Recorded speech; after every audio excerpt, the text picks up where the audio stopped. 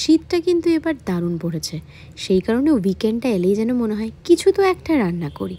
তো last weekend আমি বানিয়েছিলাম লাউ চিংড়ি। আমার ব্যাপক লাগে খেতে, সেই কারণে সন্ধ্যেবেলা টাইমটা যখন ফ্রি ছিলাম তখন লাউ চিংড়ি বানালাম।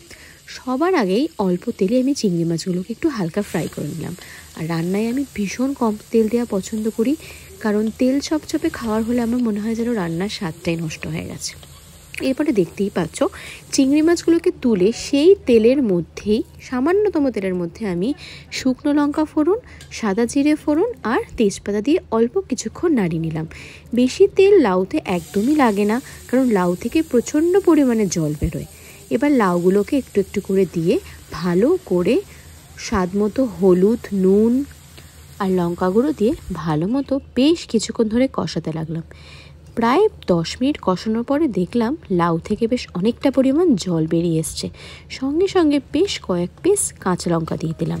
আমার বাড়িতে না খুব একটা কেউ ঝাল খায় না, শুধু মামুনি খায়, সেই জন্য ঝালটা আমি একদমই দিতে পারি না।